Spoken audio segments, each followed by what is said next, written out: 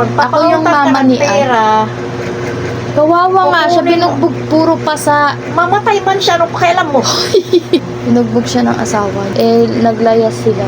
Pinahiram ko yung 5,000. Hindi na bumalik. Naniniwala ka kasi yan mga ano.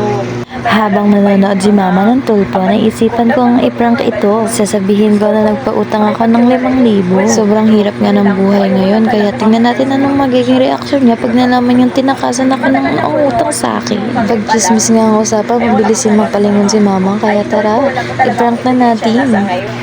Pero wala akong ebidensya. Anong kasalanan meron kayo para siya po ay manatog sa inyo? Nagsama po kasi kami dati.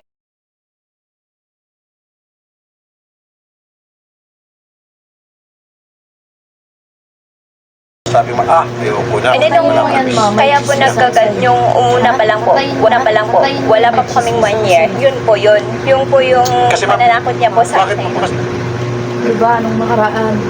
Sumahod ako. Nagkano yung sahod ko, 9K.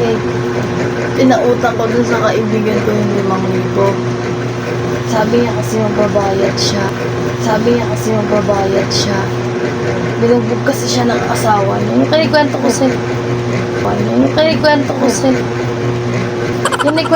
Nandun sa tapat.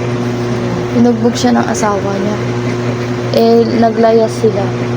Pinahiram ko yung 5,000. Hindi na bumalik. Naniniwala ka kasi yan mga ano.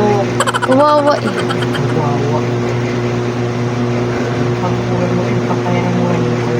Tatawagan ko, kausapin mo. Akin na. Pag ako ang magkausap dyan, Pag tinawagan ko, kausapin mo. ayusin mo. Sabi, dadahan-dahanin mo lang kausapin. Hindi. Anong Anak ka hindi? kasi. Anong Anak ka hindi? kasi. Sasabihin mo lang, hello. Ako yung mama ni pera. Kawawa nga siya, binugbog puro pa sa... Mamatay man siya, nung kailan mo? Mamatay man siya, nung kailan mo? Grabe ka mag-ano. Grabe. Paano pag ako yun? Ano mo yan? Paano pag ako yun? Ano mo yan? Paano pag ako yung nabugbog?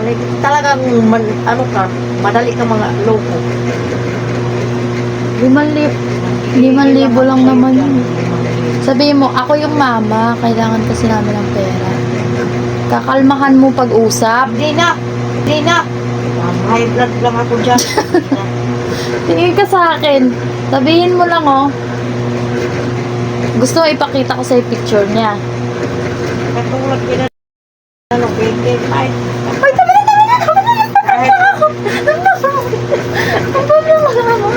Hindi ba ang ugali mo ako nakita? Kahit pa yan may picture, may magagawa ka pa tumakas na. Diba? Nagbabanggit na ng ibang tao, guys. Galit. Ulo ka yan ang tatandaan mo, kaya tanga-tanga ka lang.